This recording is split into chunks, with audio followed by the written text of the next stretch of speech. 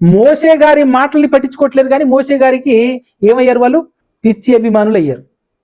మోషే గారికి అభిమానులు అయితే అయ్యారు, కానీ మోషే గారు చెప్పిన దేవుని మాటలను పట్టించుకోవట్లేదు. సేమ్ టు సేమ్ ఈరోజు కూడా సాత్వికులలో నెంబర్ 1 సాత్వికుడు ఎవరంటే యేసుప్రభే కదా. ఈ రోజు కూడా యేసుక్రీస్తు ప్రభువు వారిని అభిమానించే వాళ్ళు ఎట్లా తయారయ్యారంటే యేసుక్రీస్తు మాటల్ని అసలు పట్టించుకోకుండా అభిమానిస్తున్నారు.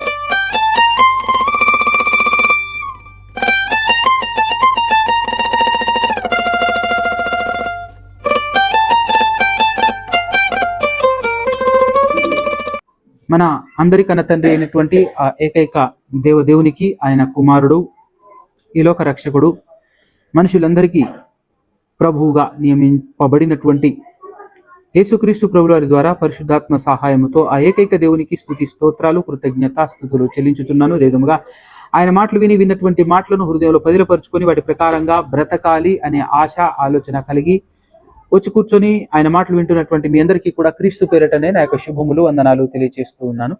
యాక్చువల్గా మనం మాట్లాడుకుంటున్నటువంటి టాపిక్ ఏంటి అంటే మత్తయి సువార్త వివరణ. ఓకేనా? మత్తయి సువార్త వివరణ. మత్తయి సువార్త వివరణలో ఇప్పటి వరకు 14 భాగాలు కంప్లీట్ అయిపోయింది. ఇది 15వ భాగం. ఎక్కడున్నాము అంటే 4 అధ్యాయాలు కంప్లీట్ అయిపోయినాయి. మత్తయి సువార్తలో 4 అధ్యాయాలు. దాదాపుగా మత్తయి సువార్త ధ్యానం చేసుకుంటూ ఉన్నప్పుడు మత్తయి సువార్తలో ఉన్న సందర్భం ఏదైతే మనం ధ్యానించుకుంటూ ఉన్నామో ఆ సందర్భం మిగతా 3 సువార్తలలో ఎక్కడెక్కడ రాయబడిందో అందులో ఏముందో అని కంపారిజన్ చేసి మరీ చెబుతున్నాను. ఎందుకు ఇంత ప్రయత్నం నేను చేస్తున్నాను అంటే మత్తయి సువార్త ఒకటి అయిపోయే లోపు 4 సువార్తలు క్లియర్ అయిపోవాలి అనేది నా ఆలోచన. మత్తయి సువార్త ఒకటి అయిపోయిందని అంటే 4 సువార్తలు ఆల్మోస్ట్ ఆల్ క్లియర్ అయిపోవాలి. కానీ మత్తయి సువార్తలో రాయబడిన విషయాలు ఏమైనా దాగి ఉంటే ఇంకేమైనా ఉంటాయి కదా. చాలా కొన్ని సూచక క్రియలు, యేసుక్రీస్తు ప్రభువు చేసిన కొన్ని అద్భుతాలు, కొన్ని మత్తయి సువార్తలు, కొన్ని మార్కు సువార్తలు, కొన్ని లూకా సువార్తలు, కొన్ని యోహాను సువార్తలు అలా రాయబడింది. సో వాటిని మనం ధ్యానించుకున్న తర్వాత ఇంకా బెటర్ ఇన్ఫర్మేషన్ వచ్చేసి మనకు దొరుకుతుంది కదా. ఆ బెటర్ ఇన్ఫర్మేషన్ ఏదైతే ఉందో అవి లూకా సువార్తలోను యోహాను సువార్తలోను ఉన్నటువంటి విషయాలను మనం తర్వాత ధ్యానించుకున్నాం. ఈ విధంగా మనం నేర్చుకోవాలి 4 సువార్తలను. ఓకేనా? సో ఇప్పటి వరకు 4 అధ్యాయాలు మనం పూర్తి చేసుకున్నాం. ఇప్పుడు 5వ అధ్యాయం, మత్తయి సువార్త 5వ అధ్యాయం. యేసుక్రీస్తు ప్రభువు వారు సువార్త ఆరంభించిన తర్వాత ఆయన చేసినటువంటి సూచక క్రియలు చాలా స్పీడ్గా పనిచేస్తాయి కదా. ఎందుకంటే అది కనబడుతుంటది కాబట్టి శరీర సంబంధమైన రోగాలు, శరీర సంబంధమైనటువంటి బలహీనతలు, వాటన్నింటినీ మరి బాగు చేసేటటువంటి కార్యక్రమం, దయ్యాలు వెళ్ళగొట్టడం, అపవిత్రాత్మలను మరి వదిలించేటటువంటి కార్యక్రమం, చేతులు లేని వాళ్లకు చేతులు, కాళ్ళు లేని వాళ్ళకు కాళ్ళు, కళ్ళు లేని వాళ్ళకు కళ్ళు, ఇలా అనేకమైనటువంటి స్వస్థతలు యేసుక్రీస్తు ప్రభువు వారు చేయటం ఆరంభించటంతో చాలా స్పీడ్గా ఇలాంటి కార్యక్రమం చేస్తే చాలా స్పీడ్గా పాపులారిటీ అనేటటువంటిది వస్తుంది. అదేవిధంగా యేసుక్రీస్తు ప్రభువు వారికి ఆ చుట్టుపక్కల ప్రాంతాల్లో యూదయ దేశం, సమరయ దేశం, గలిలయ దేశం, సిరియా దేశము, దెకపోలి, యోర్దానుకు అవతల పక్కున్నటువంటి ప్రాంతాలలో కూడా బాగా ఫేమ్ వచ్చింది. యేసుక్రీస్తు ప్రభువు వారి యొక్క కీర్తి చుట్టుపక్కల ప్రాంతాలకు, అక్కడ ఉన్నటువంటి అన్ని దేశాలకు చాలా త్వరితగతిన, చాలా స్పీడ్గా స్ప్రెడ్ అయింది. స్ప్రెడ్ అవటంతో ఏం చేశారో తెలుసా? ఎక్కడెక్కడ కుంటోళ్ళు ఉన్నారో ఆ అన్ని దేశాలలో, ఎక్కడెక్కడ గుడ్డోళ్ళు ఉన్నారో, ఎక్కడెక్కడ రోగస్తులు ఉన్నారో, ఎక్కడెక్కడ ఇబ్బంది పడుతున్నటువంటి వాళ్ళు ఉన్నారో, అసలు వాళ్ళ ఫ్యామిలీతో పాటుగా అందరూ గుంపు కూడా వచ్చేసారు. అక్కడికి అందరూ గుంపు కూడా వచ్చేసారు. రావటంతో చేసినటువంటి కార్యక్రమం ఏంటి అని అంటే వాళ్ళందరూ వచ్చేసిన తర్వాత స్టార్ట్ అవుతుంది 5వ అధ్యాయం. 5వ అధ్యాయము, 6వ అధ్యాయము, 7వ అధ్యాయము, 3 అధ్యాయాలు ఒకటే ప్రసంగం. ఈ 3 అధ్యాయాలు ఒకటే ప్రసంగం. వీళ్ళందరూ గుంపు కూడా వచ్చేస్తారు అక్కడికి. వాళ్ళందరినీ కూర్చోబెట్టేసి యేసుక్రీస్తు ప్రభువు వారు కొండ మీద కూర్చొని దగ్గర ఎంతమంది రావచ్చు ఒక్కసారి ఆలోచన చేయండి. ఆ కాలంలో మైక్ ఉందా? ఎలా మాట్లాడినాలే? మధ్యలో కొండ మీద యేసు ప్రభు కూర్చుంటే కొండ చుట్టూ, కొండ మీద మొత్తం జనాలు కూర్చున్నాలే. మరి ఒక్క వ్యక్తి వాయిస్ అందరికీ వినబడాలి అని అంటే వాళ్ళెంత పిన్ డ్రాప్ సైలెంట్గా ఉండాలి. ఎందుకంటే అప్పుడప్పుడు మనం కూర్చున్నప్పుడు మనం మాట్లాడుకుంటూ ఉంటాం, కానీ ఎదుటోడు మెల్లగా మాట్లాడుతున్నాడు అనుకో, ఏదో మాట్లాడుతున్నాడు అనుకునే వాళ్ళందరూ గమ్మున సైలెంట్ అయిపోతారు అనమాట. ఎందుకు సైలెంట్ అయిపోతే ఏమైనా వినపడుతుందేమో, ఏదో మాట్లాడుతున్నాడు అని చెప్పేసి ఆ విధంగా సైలెంట్ అయిపోతాం అనమాట. సో అదేవిధంగా ఆ కాలంలో కూడా చాలా పిన్ డ్రాప్ సైలెంట్గా మారిపోయినాలే వాతావరణం. అందుకోసమే చక్కగా కూర్చొని, కొండ మీద కూర్చొని చక్కటి ప్రసంగం, 3 అధ్యాయాలు కొనసాగుతుంది ప్రసంగం. అద్భుతమైన ప్రసంగం. ఒక మాటలు చెప్పాలంటే యేసుక్రీస్తు ప్రభుల వారి జీవితంలోనే అది ఒక అద్భుతమైనటువంటి ప్రసంగం అని చెప్పాలి. ఎందుకంటే దాదాపుగా అన్ని విషయాలు మాట్లాడేశాడు. ఈ ఒక్క ప్రసంగం చాలు ప్రపంచానికి, భూలోకంలో అద్భుతంగా బ్రతికి పరలోకానికి చేరటానికి ఈ ఒక్క ప్రసంగం చాలు. కానీ ఒక్కసారి చెప్తే మనం ఎక్కడ వినం కదా. అందుకోసమే పదే పదే పదే పదే పదే పదే అవే మాటలు, అవే సారాంశం, అదే భావం, అదే మరలా మరలా మరలా మరలా 27 పుస్తకాలు, 27 పుస్తకాల సారాంశం కూడా అదే మళ్ళా. అర్థమవుతుందా? సో ఇప్పుడు ఏముంది అక్కడ ఒకసారి చూద్దాం. 5వ అధ్యాయం, మత్తయి సువార్త 5వ అధ్యాయం. ఆయన ఆ జన సమూహములను చూచి కొండ ఎక్కి కూర్చుండగా ఆయన శిష్యులు ఆయన యొద్దకు వచ్చిరి. అప్పుడు ఆయన నోరు తెరిచి ఇలాగు బోధింపసాగిన, ఆత్మ విషయమై దీనులైన వారు ధన్యులు, పరలోక రాజ్యము వారిది. ఆత్మ విషయమై దీనులైన వారు ధన్యులు, పరలోక రాజ్యము వారిది. ఏమండి, ఈ మాట మనం చాలాసార్లు చదివేసి ఉంటాం కదా. ఆత్మ విషయమై దీనులైనటువంటి వారు ధన్యులు అంటున్నాడు కదా. ఇంతకు ఆత్మ విషయమై దీనులు అవటం అంటే ఏంటో ఏమైనా ఎవరికైనా ఐడియా ఉందా? ఎప్పుడైనా అర్థమైందా? బైబిల్ చదివినటువంటి వాళ్ళు పోనీ ఈ మాట ఎన్నోసార్లు చదివామన్న వాళ్ళ చేతులు ఎప్పుడు చూద్దాం. మత్తయి సువార్త 5వ అధ్యాయం చాలా సార్లు చదివేశాం, కనీసం 1-2 సార్లు చదివేశాం అనేటటువంటి వాళ్ళు చేతులు లేపండి. అర్థమైందా ఏమన్నా? ఆత్మ విషయమై దీనులైన వారు ధన్యులు, పరలోక రాజ్యము వారిది అని అన్నాడు. ఆత్మ విషయంలో ఎలా దీనులు అవ్వాలి? ఆత్మ విషయంలో దీనులు అవ్వటం అంటే ఏంటి? ఆలోచించారా ఎప్పుడైనా? ఆలోచించారా? ఆత్మ విషయమై దీనులు అవ్వటం అంటే ఏంటో కొన్ని ఎగ్జాంపుల్ చెప్పిన తర్వాత దీని మీనింగ్ ఏంటో మీకు క్లియర్ కట్గా అర్థమయ్యేటట్టు చెప్తాను. అద్దం, గ్లాస్ పట్టుకెళ్ళేటప్పుడు ఎంత జాగ్రత్త పట్టుకెళ్తాం? అవును జాగ్రత్తగానే పట్టుకెళ్తాం అనటం కాదు, మనకు అంత సింపుల్గా అర్థమవుతుంది. కొంచెం డీప్లోనికి వెళ్ళాలి మనం, అవునా కదా. పోనీ ఇంకా అద్భుతమైన మాట చెప్పాలంటే, తెల్లటి వస్త్రం వేసుకున్నటువంటి వాడు ఎంత జాగ్రత్త పడతాడు, అనా కదా. ఏడబడితే ఆడ కూర్చుంటాడా? పెద్ద పోటుగాడే అయినప్పటికీ కూడా ఎవడైనా ముందు బురద అంటించుకొని పరిగెత్తుకుని వస్తున్నాడు అనుకో, లేదంటే ఎవరైనా బర్రెలు తోలుతున్నారు అనుకో, ఇప్పుడు ఎటువంటి దీనికి యాడ్నో చోట దాచుకోవాలి, ఇప్పుడు పరిగెత్తాలి అంతే. తిన్నని సందు, ఆ సందు మొత్తం గ్యాప్ లేకుండా బర్రెలు వస్తున్నాయి బురద అంటించుకొని. ఈయన అదే సందులో పోతున్నాడు, తెల్లటి దుస్తులు. ఈయన ఏమైనా మామూలుడా అంటే ఫైల్ మ్యాన్. ఏం మ్యాను? బాగా కండలు తిరిగినటువంటి వీరుడు అనుకుందాం. నువ్వు ఎంత కండలు తిరిగిన వీరుడైనా అక్కడ ఒక్కసారి పైన కింద చూసుకుంటాడు, అని చూస్తాడు. వస్తున్నాయి బర్రెలు అంటే గేదెలు, ఆంధ్ర వాళ్ళకి అర్థం కాదు బర్రెలు అంటే. బురద పూసుకొని వస్తున్నాయి. ఇప్పుడు ఎట్లుంటుంది ఈయన పరిస్థితి? పరిగెత్తాలనా వద్దా? రిటర్న్ పరిగెత్తాలి. నేను రిటర్న్ పోవడం ఏందిరా, నా అంత పోటుగాడే లేడని నిల్చుంటాడా? అద్దం పట్టుకెళ్ళేటప్పుడు దూరం నుంచి ఎవరైనా పరిగెత్తుకొని వస్తున్నారు అని అంటే ముందుగానే మనం సైడ్ అవుతాం. అద్దం లేదనుకో మామూలుగా సైడ్ అవుతాం మనం. గర్ర మామూలుగా ఉంటుందా మనకు? ఏం రాదే, మనుషులు కనబడట్లేరా నీకు? మేము జాగ్రత్తగా వెళుతుంటే మేము వస్తున్నామన్న సంగతి తెలియదా నీకో? ఏంద్ర అట్టొచ్చి గుద్దుతున్నాం అంటారు కదా. అది గ్లాస్ చేతిలో ఉంటే గొడవ తర్వాత సంగతి, మనకున్న పొగరు తర్వాత సంగతి, మనకున్న పలుకుబడి తర్వాత సంగతి, కానీ పుట్టుకున్న వలుగుతుంది రైతు, ఈ జాగ్రత్త అని ముందే చూసుకొని జాగ్రత్త పడిపోతాం. ఎందుకు? పగిలితే మళ్ళా బాగుండదు. అద్దం మ్యాటర్ ఏమైనా అర్థమవుతుందా మీకు? అంటే అద్దం పగలకుండా ఉండాలంటే ఎంత జాగ్రత్త కావాలో అంత జాగ్రత్త పడుతుంటాడు అనమాట. సైడ్ అవుతుంటాడు, పొగరికి పౌరుషానికి వెళ్ళడు, సై అంటే సై అనడు.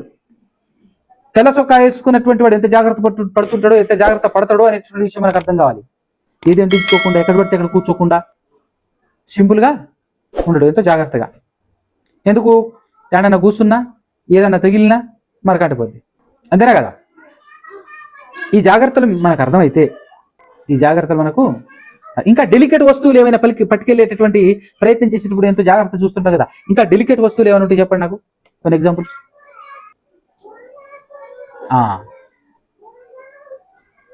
మనం నీళ్ళ బిందె బండి మీద తీసుకొని పోతుంటేది. మనం రెగ్యులర్గా చేసే పని ఏంటి? సాంబార్ని బండి మీద తీసుకొస్తాం. ఎట్లుంటుంది అప్పుడు? అవునా కదా? కింద పోకుండా జాగ్రత్తగా తీసుకురావాలి అన్నప్పుడు ఎంత జాగ్రత్త పడతాం? అవసరం అనుకుంటే లేట్ అయినా పర్లేదు, కొద్దిసేపు ఆగైనా సరే పోతాం. సైడ్ ఆపుకుంటాం ఏదైనా ఇబ్బంది ఉంటే.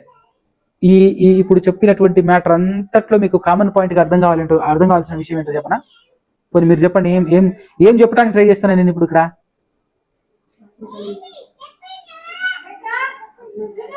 సేమ్ టు సేమ్ నీ ఆత్మ పరిశుద్ధమైనటువంటి ఆత్మ తెల్ల బట్టల కంటే గొప్పది, తెల్ల బట్టల కంటే పరిశుద్ధమైనది, తెల్లది, గాజు కంటే కూడా సున్నితమైనటువంటిది. శక్తి సామర్థ్యాల విషయం గురించి కాదు మాట్లాడేది. శక్తి సామర్థ్యాల విషయం గురించి మాట్లాడితే దానికి సరిపోల్చదగ్గ వేరే శక్తి ఏం లేదు ఇలా ఆత్మకు. కానీ దానికి పాపం అనే మరక అంటొద్దు, అంటితే నువ్వు పరలోకానికి వెళ్ళవు. చూడు, కొన్ని బట్టలు ఉంటాయి, తెల్ల బట్టలు, బురదంటితే పోదురా నాయన, అందుకోసం బురదంటించుకోకూడదని పరిగెడుతుంటాడు ఆయన. మరి ఆఫ్టర్ ఆల్ తెల్ల బట్టలకే ఇంత జాగ్రత్త పడితే మరి తెల్లటి నీ ఆత్మ, మహాపరిశుద్ధమైనటువంటిది నీ ఆత్మ కదా. ఒక్కసారి కడగబడ్డ తర్వాత ఎంత పరిశుద్ధంగా మారుతుంది. అంత పరిశుద్ధమైనటువంటి నీ ఆత్మ కళంకం కాకూడదు, పాపం అనే మరక అంటకూడదు అని అంటే నువ్వు ఎంత జాగ్రత్త పడాలి. అందుకోసమే ఉట్టిగిని అన్నాడు అనుకున్నారా? నాయనా ఎవడైనా కొడితే కొట్టించుకోరా, కుడి చెంపు మీద కొడితే ఎడమ చెంపు కూడా చూపించరా, కానీ రిటర్న్ మాత్రం కొట్టకరా, ఎందుకంటే మరక మంచిది కాదు. ఇదేదో యాడ్ వస్తుంటది మరక మంచిదే అని, సబ్బోడు యాడ్ ఇస్తుంటాడు. కానీ ఇక్కడ ఈ పాపం మరక మంచిది కాదు, నిన్ను పరలోకమే పోనీయదు, నీకు నిత్యజమే రాకుండా చేసేస్తుంది. కాబట్టి ఎంత జాగ్రత్త పడాలి నువ్వు ఆత్మ విషయమయ్యి, ఎంత దీనుడు అవ్వాలి. దీనత్వం అంటే ఏంటి? ఇప్పుడు ఇక్కడ తనను తాను తగ్గించుకోవటమే దీనత్వం. తనను తాను తగ్గించుకోవటం అంటే జనరల్గా మన దగ్గర డబ్బులు ఉన్నాయనుకో, అవుతామా మనం? పుష్కలంగా డబ్బు ఉంటే తగ్గుతామా? తగ్గేదే లేదంటాం ఇంకా, అవునా కదా? కాస్త ఎర్రగా బుర్రగా నీట్గా అందంగా ఉన్నాడు అనుకో, వాడు తగ్గుతాడా? అందంగా ఒక స్త్రీ ఉందనుకో, ఆవిడ తగ్గుతుందా? తల పొగురు మామూలు ఉండదు, తల బిరుసు తక్కువ ఉంటుందా? ఉండదు. మంచి కండబలం, మంచి ఏజ్ యవనస్తుడు ఉన్నాడు అనుకో, వాడింటాడా? అరే మనం కొంచెం నిమ్మలంగా పోవాలరా అంటే, సేపరి కాడికి కాలే, నువ్వు ముసల్దానివి, నువ్వు మీకు తెలియదు అని చెప్పేసి అసలు ఆ ఏజ్ నుంచి మనం ఏదో రానట్టు ఫీలింగ్ బిల్డప్. జాగ్రత్త నాన్న అని అంటే తగ్గుతాడా? తగ్గింపు ఎంత గొప్పది అని అంటే, బెస్ట్ ఎగ్జాంపుల్ ఏంటంటే తెలసొక్కనే. మరకపడకూడదు అని అంటే నీ జాగ్రత్తలు నువ్వు ఉండాలి, ఎదుటోడు అడ్డగొడుగునే వస్తాడు, నీ జాగ్రత్త నువ్వు పడాలి. అలాగే నేను పరలోకం వెళ్ళాలి అని అనుకున్నప్పుడు నీ ఆత్మకు పాపం అంటకుండా ఉండటం కోసం ఎన్ని త్యాగాలకైనా ఒడిగట్టాలని చెప్పేసి ఇదే ప్రసంగంలో ముందుకు సాగితే ఏమంటాడు తెలుసా? ఒకవేళ నీ ఆత్మకు పాపాన్ని అంటించే ప్రయత్నం నీ కుడి చేయి చేసిందనుకో, దాన్ని నరికైనా అన్నా అంటాడు. అది దాని రేంజ్. నీ ఆత్మకు పాపాన్ని అంటించే కార్యక్రమం, అలాంటి పనులు నీ కళ్ళు చేస్తదేమో జాగ్రత్త, దాన్ని పీకిబారై అంటాడు. కాళ్ళు చేస్తేవేమో జాగ్రత్త, దాన్ని నరికేసి అని అన్నాడంటే అర్థం ఏంటి? ఎంత జాగ్రత్త పడాలి మనం, అవునా కదా? కాబట్టి ఆత్మ విషయమై దీనులైన వారు ధన్యులు అని అంటే, ఆత్మ విషయంలో నువ్వు ఎంత తగ్గినా మంచిదే, ఎంత తగ్గుతావు అంత తగ్గు. ఇప్పుడు దానికి ది బెస్ట్ ఎగ్జాంపుల్ ఏంటి అని అంటే, ఆయన మాట మాత్రమే మాట్లాడటం కాదు, తన జీవితంలో నిదర్శనంగా చూపించాడు యేసుక్రీస్తు వారు, అవునా కదా? ఆయన ప్రార్థన చేస్తే భూలోకం తలకిందులు అవుతుందా కదా, అవునా కదా? ఆయనకు దేవుడు ఎంత అధికారం ఇచ్చాడు అంటే సర్వ అధికారం ఇచ్చాడు. అంటే అర్థం ఏంటి? అన్లిమిటెడ్గా ఆత్మనిచ్చాడు. ఇప్పుడు అన్లిమిటెడ్ ఆత్మ పొందుకోకుండా ఏదో సమ్ వాట్ పర్సంటేజ్, కొంత పర్సంటేజ్ మట్టుకు మాత్రమే ఆత్మను పొందుకున్నటువంటి ఒక ఏలియా గారిని చూస్తేనే, ఏలియా గారు తెలుసా, ఒక అధికారి, ఒక సైన్యాధిపతి, 50 మందికి అధిపతి అయినటువంటి ఒక సైనికుడు వచ్చేసి, పంచదశాధిపతి వచ్చేసి, రాజుగారు పిలిచారు రా అంటాడు తలబీసుతో. ప్రవక్త సింగిల్ ఒక్కడే కదా, నేనేమన్నా మామూలు మనిషినా? పంచదశాధిపతిని 50 మంది, పంచదశ అంటే 5 పదులు, 50 మంది నా వెనకాలనే ఉన్నారు. అది నా లెవెల్, నా రేంజ్. కాబట్టి రేజుడా మా రాజుగారు ఆజ్ఞాపించారు రమ్మన్నారు అని అంటే, పరిపూర్ణ అధికారం కాదు, పరిపూర్ణ ఆత్మ కాదు, ఏదో కొంత పర్సంటేజ్లో ఆత్మను పొందుకున్నటువంటి ఏలియా గారే అంటాడు, నువ్వు అన్నట్టు నిజంగా నేను దైవజనుడనే అయితే తక్షణమే ఆకాశం నుంచి అగ్ని దిగి మీ 50 మందిని పొట్టుగా కాల్చివేయును కాక అంటాడు. కథం దెబ్బకు వెంటనే దిగుతాడు. దిగిందా లేదా? ఒకసారి కాదు, రెండోసారిని పంపిస్తాడు. 50 మందిని మరలా పంపిస్తాడు. పంచదశాధిపతిని ఆయన వెనకాల ఉన్న 50 మందిని రెండోసారి పంపిస్తే, రెండోసారి వచ్చినటువంటి ఆయన కూడా తలబుగురుతోనే మాట్లాడతాడు. అది తెలియక, ముందు జరిగిన విషయం తెలియక. మరలా ఇదిగో నేను నిజంగా నువ్వు అన్నట్టు దైవజనుండి అయితే ఆకాశంలో నుండి అగ్ని దిగురుగాక అని చెప్పేసి ఆకాశం నుంచి అగ్ని దిగి 50 మందిని పొట్టుగా కాల్చిపడేస్తుంది. ఇది మీరు 2వ రాజుల గ్రంథం 1వ అధ్యాయంలో చూడొచ్చు. 2వ రాజుల గ్రంథం 1వ అధ్యాయం చదవండి, బాగుంటుంది. ఇదంతుంటది. అయితే మరి ఆయనకే అంత పవర్ ఉంటే ఆయన తర్వాత ఏలియా గారు పొందుకున్న పవర్ ఎంతైతే ఉందో అంతకు డబల్ రెట్లు పొందుకున్నటువంటి వ్యక్తి ఎవరు? ఎలీషా గారు. అంటే ఇప్పుడు మనకు అర్థం కావాలి, ఆత్మ పొందుకోవటంలో ఒక పర్సంటేజ్ ఉంది, ఆత్మ పొందుకోవటంలో ఒక పరిమాణం, ఒక కొలత అనేటటువంటిది ఉంది. మనకు అర్థం కావాలి. సో ఆ కొలతలో చూస్తే ఏ కొలతలో ఏలియా గారు పొందుకున్నారో అంతకు మించి డబల్ రెట్లు పొందుకున్నటువంటి ఎలీషా గారు. అయితే ఆ ఎలీషా గారు నడుచుకుంటూ వెళ్తూ ఉన్నప్పుడు బోడివాడ అని కొంతమంది పిల్లలు అరిస్తే ఆయన చెప్పిస్తే ఏం జరిగిందో తెలుసా? అక్కడ ఎలుగు బంట్లు వచ్చి పిల్లలందరినీ చంపిపడేస్తారు. మరి వీళ్ళే, ఆ ప్రవక్తలే ఆ రేంజ్లో వాళ్లకు పవర్ ఉంటే మరి ఆ ప్రవక్తలందరికంటే గొప్పవాడు కదా మన యేసు కదా. అంత గొప్పవాడు అయినటువంటి యేసుక్రీస్తు ప్రభువు గారు అంత గొప్పవాడు ఎందుకు అయ్యాడో ఈ సందర్భంలో కూడా మనకు అర్థం కావాలి. ఎందుకు అంత గొప్పవాడయ్యాడు అని అంటే, ఇప్పుడు వాళ్లకు మించి పవర్, అన్లిమిటెడ్ గా, కొలత లేకుండా దేవుడు ఆత్మను అనుగ్రహించాడు యేసుక్రీస్తుని. అంత అన్లిమిటెడ్ గా ఆత్మను పొందుకొని కూడా ఒక నార్మల్ పర్సన్ తిరుగుతూ ప్రవక్తలు ప్రయోగించినట్టు ఒక్కసారి కూడా తన శక్తిని వ్యతిరేకముగా, విరుద్ధముగా, తన కోపంతో అస్సలు ప్రయోగించకుండా తనను తాను ఎంత తగ్గించుకొని బ్రతికాడంటే, చేయాల్సిన మేలులు చేస్తూనే తక్షణమే కాళ్ళు లేని వాళ్ళకి కాళ్ళునిస్తూ, చేతులు లేని వాళ్లకు చేతులనిస్తూ, కళ్ళు లేని వాళ్లకు కళ్ళునిస్తూ, చచ్చిపోయినటువంటి వాడిని తక్షణమే లేపి నిలబెడుతూ అంత పవర్ ప్రదర్శిస్తున్నప్పటికీ కూడా అల్లాటప్పగాళ్ళు వచ్చేసి ఆయన్ని హేళన చేస్తుంటే, కొట్టాలి, చంపాలి అని ట్రై చేస్తున్నప్పుడు మెల్లగా తప్పించుకొని పారిపోయాడే తప్ప ఎంతరా మీరు దింపబడించి అగ్ని అని చెప్పేసి అనలేదు. చూడు, తనకు పవర్ ఉంది అయినా కూడా దాన్ని దుర్వినియోగపరచకుండా, దాని సొంతానికి, స్వార్థానికి వాడుకోకుండా తనను తాను తగ్గించుకొని బ్రతికిన విధానం చూడు ఎంత గొప్పగా ఉందో. ఈరోజు మన దగ్గర 1 కోటి రూపాయల ఆస్తి ఉంటే అసలు తగ్గేదే లేదు. ఎవడ్రా మనకు అడ్డొచ్చేది, మనకు ఆపేది అని ఈరోజు చాలా మంది బండ్ల వెనకాల కూడా రాసుకుంటున్నారు. ఎవడ్రా మనల్ని ఆపేదట? ఎవడ్రా మనల్ని ఆపేది? నిన్నాపడు నాయన, నీ గుండెని ఆపుతాడు అనగల. ఏడాపాలనో ఆడాపుతాడు. అప్పుడు నువ్వు కాదు, నీ బండి కూడా కదలదు, ఆయన ఉన్నాడు కదా.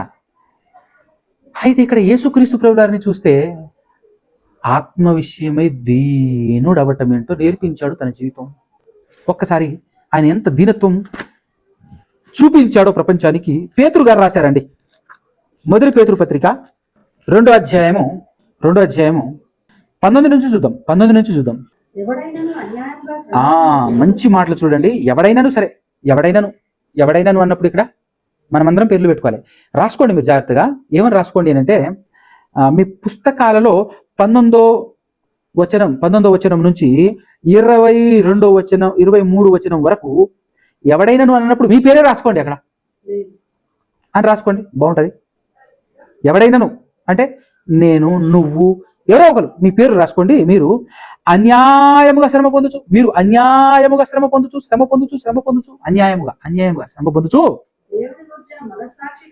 మీకుంటే, దేవుని గూర్చిన మనస్సాక్షి మీకు ఉంటే, మీరు కలిగి ఉంటే, అలా కలిగి ఉండి మీరు దుఃఖాన్ని సహించారు అనుకోండి, అది మంచిదట. అది మంచిది, దుఃఖం సహిస్తే మంచిది. ఇప్పుడు ఒకసారి ఇది ఎలానే ఉంచారు కదా, మత్తయి సువార్త 5వ అధ్యాయంలో ఇప్పుడు మనం 3వ వచనం చూసాం కదా. 4వ వచనం చదవండి, ఏముందో? అబ్బా, వెంటనే చెప్పాడు చూడు. దేని వెంటనే? ఆత్మ విషయమై దీనులైన వారు ధన్యులు, పరలోక రాజ్యం వారిది అని చెప్పిన వెంటనే దుఃఖపడు వారు ధన్యులు, వారు ఓదార్చబడు. ఎందుకు దుఃఖపడాలి అని అంటే, మరి దీనులుగా ఉండాలంటే దుఃఖమే, దీనులై ఉండాలంటే తప్పదు దుఃఖమే. అదే చెప్తున్నాడు ఇక్కడ. ఏమని? ఎవడైనను అన్యాయముగా శ్రమ పొందుచు దేవుని గూర్చిన మనసాక్షి కలిగి దుఃఖము సహించిన ఎడల, దుఃఖాన్ని సహించిన ఎడల అది మంచిది, అది హితము అని అంటున్నాడు. నెక్స్ట్ లైన్ చూడండి, 20వ వచనం. ఇక్కడ పేతురు పత్రిక. తప్పిదమునకై అంటే తప్పు చేసి దెబ్బలు తినినప్పుడు మీరు సహించిన ఎడల మీకేమి ఘనము, అంటే దానివల్ల ఉపయోగం లేదు, దానివల్ల లాభం లేదు. దీనివల్ల తప్పు చేసి మీరు సహించారనుకో, తప్పు చేసి మీరు బాధలు దుఃఖములు సహించారనుకో, దానివల్ల ఉపయోగము ఏముండదు. ఎందుకు ఉపయోగం ఉండదు అంటే చేసిన తప్పుకు చెల్లుబాటు అవుతుంది అంతే తప్ప అక్కడ నీకు ప్రయోజనం ఉపయోగం లాంటివేమి ఉండవు. అవునా కదా? కానీ ఎప్పుడు ఉపయోగం వస్తుందని చెప్తున్నాడు? తప్పే చేయకుండా మీరు బాధను సహిస్తే అప్పుడు మీకు లాభం అంటున్నాడు. నెక్స్ట్ ఏమన్నాడు? మేలు చేసి బాధపడినప్పుడు మీరు సహించిన ఎడల అది దేవునికి హితమగును, ఇందుకు మీరు. ఈ మాటలు మీకు ఏమైనా అర్థమైనా? మీకు అర్థమయ్యే భాషలు చెప్పనా? ఇక్కడ ఏమన్నాడంటే తప్పు చేసి, బాగా వినండి, తప్పు చేసి సహించారనుకో ఉపయోగం ఉండదు. ఎందుకు? దానికి దీనికి చెల్లుబాటు అవుతుంది అంతే కదా. ఇప్పుడు తప్పు చేసావని ఎవడన్నా తంతున్నాడు అనుకో, నీకే ఉపయోగం ఉండదు సహిస్తే. తప్పు చేసేవాడు తనులు తింటున్నావు, చెల్లుకు చెల్లు అయిందా లేదా? తప్పే చేయకుండా తనులు తింటున్నావు అనుకో, దాన్ని నువ్వు రిటర్న్ కొట్టకుండా సహించావనుకో, అది నీకు లాభం, అది మనకు లాభం. అట్టెట్ట లాభం బ్రదర్ అని చెప్పేసి అనుకుంటున్నారేమో. లాభం ఎట్టుంటుందని మీకు ఇప్పుడు మంచి ఎగ్జాంపుల్ చెప్తాను. తప్పు చేసి తనులు తింటే లాభం లేదన్నాడు. అప్పు చేసి సంపాదిస్తే లాభమా? అప్పు చేసి సంపాదించావనుకో అది ఇది చెల్లుబాటు అవుతుంది, ఉపయోగం ఉండదు. అప్పే చేయకుండా సంపాదించినావు అనుకో మిగులుబాటు ఉంటుందా ఉండదా? అర్థమైందా? ఎగ్జాంపుల్, అప్పే చేయకుండా సంపాదించావనుకో, కష్టపడ్డావు అనుకో, అప్పు చేయకుండా కష్టపడితే లాభమే కదా. తప్పు చేయకుండా కష్టపడితే కూడా లాభమే. తప్పు చేయకుండా బాధను సహిస్తే లాభమే. అర్థమవుతుందా? ఇప్పుడు ఇందాక చెప్పినటువంటి ఎగ్జాంపుల్లో నేను రోడ్డు నుంచి పక్కకి ఎందుకు తొలగిపోవాలరా, నేనేం తప్పు చేశాను అని రోడ్డు పక్కకి తొలగిపోయాలరా అని అంటున్నాడు జనరల్గా అయితే. అవునా కదా? అదే చేతిలో గ్లాస్ ఉంటే ఎవరు చెప్పాల్సిన అవసరం లేదు, పక్కకు పోరా అని చెప్పాల్సిన అవసరం లేదు, వాడే పరిగెడతాడు పక్కకి. ఏమిరా పక్కకు పోయినామనంటే గ్లాస్ బలుగుతుంది నాయన. మరి ఆ రోజు ఏందిరా, ఏం తప్పు చేశానని ఈ రోడ్డు ఏమైనా మీ బాబుదా అంటాడు. ఈ రోడ్డు ఏమైనా మీ బాబుదా, నీకెంత హక్కు ఉందో నాకు అంతే హక్కు ఉంది, నేను సరాసరిగా సూటిగానే పోతా అంటాడు. జరుగురా పక్కగా అంటే జరుగుతాడా? అది చేతిలో గ్లాస్ ఉంటే, తెరసొక్కుంటే, అవునా కదా? అంటే అదనమాట. నువ్వేం చిన్నోనివి కాదు, నువ్వేం తక్కువనివేమి కాదు, కానీ జరగటం వల్ల నీకు లాభం. నువ్వు పక్కకు జరగటం వల్ల నీకు లాభం. ఎందుకు? తెల్లసొక్క మీద మరకబడకుండా ఉంటుంది. తెల్లసొక్క లేకపోయినా పోతే అది గుడ్ క్యారెక్టర్. అదే ఇక్కడ దేవుడు కోరుకుంటున్నది. దేవుని గురించిన మనసాక్షి కలిగి ఉంటే, తప్పు చేయకుండా బాధలు అనుభవిస్తే నీకు అది హితము అని చెప్తూ ఎందుకు మీరు పిలువబడితే అసలు మిమ్మల్ని నేను పిలిచింది అందుకు అని అంటున్నాడు. దేవుడు మనల్ని ఎందుకు పిలిచాడట? సమాజంలో ఆత్మ విషయమై దీనులుగా ఉండటానికి పిలిచాడట. మేలు చేస్తూ బాధను అనుభవించడానికే పిలిచాడట. దానివల్ల దేవుడు మహిమపరచబడతాడు. దానివల్ల నువ్వు ఎంత గొప్పడో ప్రపంచానికి అర్థమవుతుంది. దానివల్ల సమాధానము ప్రపంచానికి దక్కుతుంది. నీ వల్ల కొంతమంది మారే అవకాశం ఉంటుంది. నువ్వు చాలా మందికి ఆదర్శవంతుడు అవుతావు. అర్థమవుతుందా? అదనమాట. అందుకోసమే నేను నిన్ను పిలిచాను అని చెప్పి 21వ వచనం చూడండి. ఇప్పుడు క్రీస్తు కూడా మీ కొరకు బాధపడి అన్నాడు. మీ కొరకు బాధపడి తప్పు చేసి బాధపడ్డా, తప్పు చేయకుండా బాధపడ్డా? యేసుక్రీస్తు ప్రభువు తప్పు చేశాడా? చెప్పాడు కదా ఆయన ఆ స్టేజ్ మీద నిలబడి, నాలో పాపం ఉందని స్థాపించే దమ్మెబడికుందరా అని చెప్పేసి ప్రశ్నించాడా లేదా? ఆనాడే ఎవరికి గుండెలు సరిపోలే. సో ఆయన పాపము చేయలేదు, తప్పు చేయలేదు, కానీ ఏం చేశాడు ఆయన? క్రీస్తు కూడా మీ కొరకు బాధపడి మీరు తన అడుగు జాడలందు నడుచుకున్నట్లు మీకు మాదిరి ఉంచిపోయాను. ఈరోజు ఎవడైనా నడుస్తాడా యేసుక్రీస్తు అడుగు జాడలో? బిల్డప్ మాత్రం కొడుతున్నాడు. నేనే క్రైస్తవుని, నేనే పెద్ద పండితుని, నేనే పెద్ద దగాకోర్ పాస్టర్ని నేనేం చెప్తున్నాడు డైరెక్ట్గా. అంతే కదా? మరి క్రీస్తు అడుగు జాడలు లేవు, క్రీస్తును అనుసరించటాలు లేవు. దేవుణ్ణి పక్కన పెట్టి ధనాన్ని సంపాదించుకుంటూ కూడుకుంటూ తిరుక్కుంటూ ఈరోజు ఏం చేస్తున్నాడు? సమాజంలో పెద్ద పాస్టర్నిగా చలామణి అవుతా ఉన్నారు. కానీ ఇక్కడ ఎంత క్లారిటీ ఉంది? ఎవర్రా క్రైస్తవుడు అంటే క్రీస్తుని అనుసరించేవాడు. క్రీస్తుని ఎలా అనుసరించాలి అంటే ఇక్కడ చెప్తున్నాడు చూడు రూట్. తన అడుగు జాడలయందు. తన అడుగు జాడలు అంటే ఆయన ఫిజికల్గా చేసిన అడుగులు కాదు. అది ఎక్కడ ఇజ్రాయెల్లో ఉంటుంది. అది దొరకని కూడా దొరకవు నీకు. అనే కదా. ఫిజికల్ అడుగుల గురించి కాదు, ఆ అడుగులు ఏంటో నెక్స్ట్ కంటిన్యూషన్లో చెప్తా ఉన్నాడు చూడండి జాగ్రత్తగా. నడుచుకోండి మీకు 22 వచనం. ఆయన పాపం చేయలేదు, మొదటి అడుగు. ఆయన నోట ఏ కపటము కనబడలేదు, రెండో అడుగు. ఆయన దూషింపబడి బదులు దూషింపలేదు. ఆయన్ని శ్రమ పెట్టారట, శ్రమ పెట్టబడ్డాడట, కానీ ఆయన ఎవరిని బెదిరింపలేదు. న్యాయముగా తీర్పు తీర్చు దేవునికి యేసు ప్రభు ఎవరికి అప్పగించుకున్నాడు? దేవునికి అప్పగించుకున్నాడు. న్యాయముగా తీర్పు తీర్చేది ఆయన అని ఆయనకు యేసు ప్రభు ఏం చేశాడు? అప్పగించుకున్నాడు, తను తాను అప్పగించుకున్నాడు. ఇప్పుడు చూడండి ఆయన అడుగు జాడేస్తుండో, పాపం చేయలేదు. నెక్స్ట్ ఆయన నోట ఏ కపటమును కపటం లేదట నోట్లో. అంటే మాట ఉన్నది ఉన్నట్టుగా సరాసరిగా చెప్పటమే తప్ప లోపట ఒకటి ఉంచుకొని బయట ఒకటి మాట్లాడే విధానం కాదు. ఏనాడు అబద్ధం ఆడలేదు, ఏనాడు లోపట ఒక అభిప్రాయం ఉంచుకొని బయట ఇంకొకటి మాట్లాడలేదు. కపటం అంటే ఏంటండి? అదే కదా, లోపట ఒకటి ఉంచుకొని ఈరోజు అట్లా మాట్లాడితే ఎట్లుంటుందని అంటే సమాజంలో బతకలేం. నిజమే, కానీ సమాజం కోసమా నువ్వు బతకాల్సింది? దేవుని కోసం బతకాలి. దేవుని కోసం బతకాలన్నప్పుడు సమాజంలో బతకలేమనే మాట నీకెందుకు? అంతేనే కదా. సమాజంతో నీకేంటి? ఈరోజు మనుషులందరూ ఎక్కడ పాడైపోయారంటే సమాజం చూడాలి. సమాజం చూడటం కోసమే పాయింట్ వేసుకుంటాం, సమాజం చూడటం కోసమే బట్టలు వేసుకుంటాం, సమాజం చూడటం కోసమే చొక్కా వేసుకుంటాం, సమాజం చూడటం కోసమే చీర కట్టుకుంటాం, సమాజం చూడటం కోసమే జుట్టు ఈరబూసుకుంటాం, సమాజం చూడటం కోసమే డింగిరి డింగిరి డింగిరి డింగిరి కటింగ్లు వేసుకుంటాం. అంతేనే కదా, రకరకాల కటింగ్లు అనమాట. ఎవరి కోసం రా అంటే సమాజంలో వాళ్ళు చూడాలే, వాళ్ళని నేను చూపించాలే, చూపించే పిచ్చి పతోనికి ఉంది. అటు స్త్రీలకు మాత్రమే కాదు, పురుషులకు కూడా చూపించుకునే పిచ్చి, అవునా కదా. మనం ఎట్లుండాలో అట్లుండాలి. దేవుని ఎదుట చూస్తున్నది దేవుడు, దేవునికి చూపించుకోవాలి. ఎందుకంటే ప్రైజ్ ఇచ్చేది ఆయన, అంతేనే కదా. ఈరోజు సమాజం కూడా ఎట్లుంది? స్త్రీలు తమకున్నటువంటి సౌందర్యం అనే ఐశ్వర్యం ఏదైతుందో, ధనం ఏదైతుందో దాన్ని ఎవరికి చూపించాలి? తన భర్తకు చూపించటానికి అర్హురాలు తన భర్తే తనకు అర్హుడు. తన భర్తను కాకుండా అంగట్లో ఈ మధ్యకాలంలో వస్తువులు అమ్మేటోళ్ళు ఏం చేస్తున్నారు? గోడలు కట్టుకుంటూ లోపల నేను అమ్ముతున్న వస్తువు కనబడట్లేదని చెప్పేసి అవతలి నిటారుగా కనబడేటటువంటి అద్దాలు వేస్తున్నట్టు ఈరోజు కూడా డ్రెస్సులు అట్లనే ఉంది లేడీస్, అవునా కదా. అలా వేసుకోకండమ్మా, కొంచెం బయట అవయవాలు కనబడేటట్టుగా మీ డ్రెస్సులు ఉండకూడదమ్మా అని చెప్పేసి ఒక వ్యక్తి చెప్పాడు. శివాజీ అనేటటువంటి మరి ఆ వ్యక్తి చెప్పాడు. ఒకప్పుడు ఆయన కూడా అట్లాంటి సినిమాలో నటించినటువంటి వ్యక్తే. కాకపోతే ఇప్పుడు ఏంటి అని అంటే కొంచెం మెచ్యూరిటీ వచ్చింది కదా. మెచ్యూరిటీ లేనప్పుడు ఆయన కూడా చిచ్చోరగా తిరిగినటువంటి వ్యక్తే. కానీ మెచ్యూరిటీ వచ్చేసిన తర్వాత మరి తండ్రి క్యారెక్టర్ చేస్తున్నాడు కదా. తండ్రిగా పాత్రలు పోషిస్తూ ఉన్నప్పుడు మరి ఇప్పుడు బోధపడింది ఆయనకు, అలాంటి డ్రెస్సులు వేయకండమ్మా అని అంటే ఎగబడ్డరు. ఇక సునకాలు ఎగబడినట్టు ఎగబడ్డరు అంతే. మాకు స్వేచ్ఛ లేదా? మా డ్రెస్ గురించి మాట్లాడటానికి నువ్వెవడివిరా?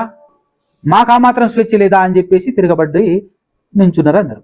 ఇప్పుడు దీనికి కొంచెం ఒక మాట చెప్పి మనం ముందుకెళ్దాం, ఎందుకంటే సమాజానికి అవసరం కాబట్టి. ఇది డ్రెస్ గురించి, స్త్రీల డ్రెస్సుల మీద నీకెందుకు? ఇప్పుడు వీళ్ళ కాన్సెప్ట్ అదే కదా.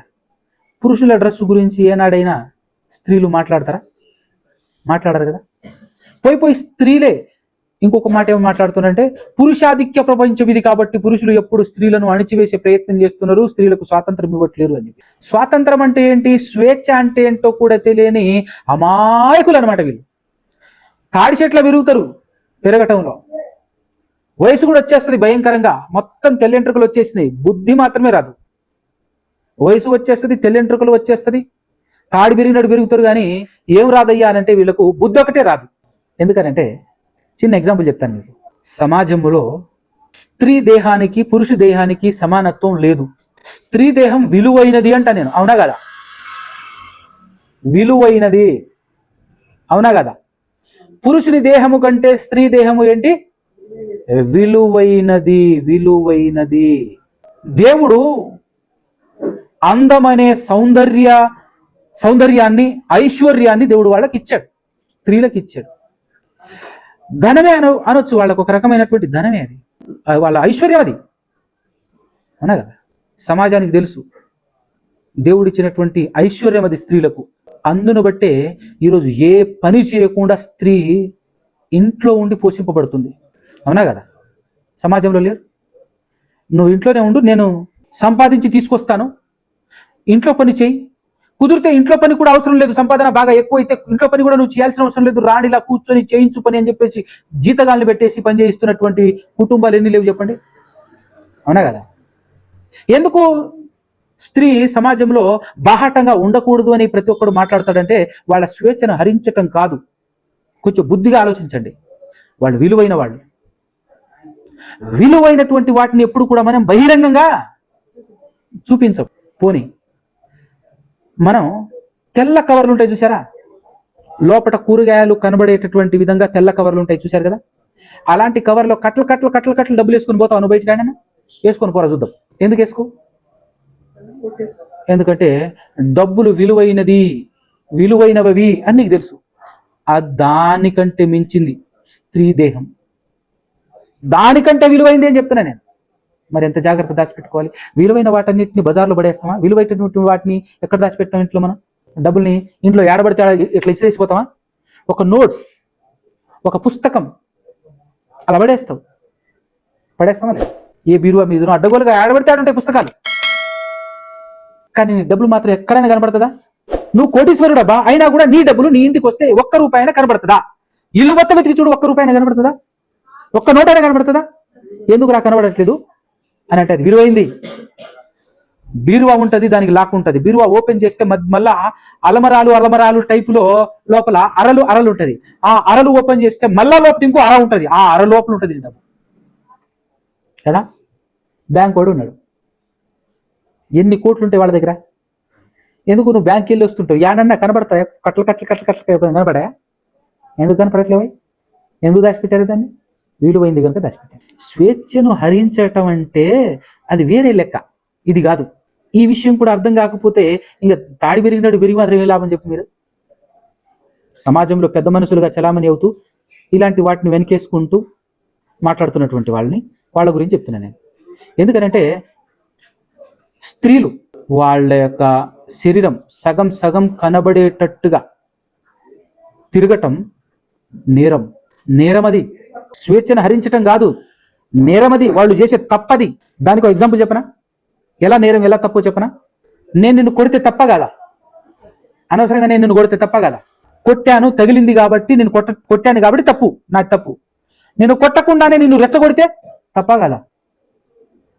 నేను నిన్ను కొట్టట్లేదు కానీ రెచ్చగొడతా, మాటలతో రెచ్చగొడతా, తప్ప కదా.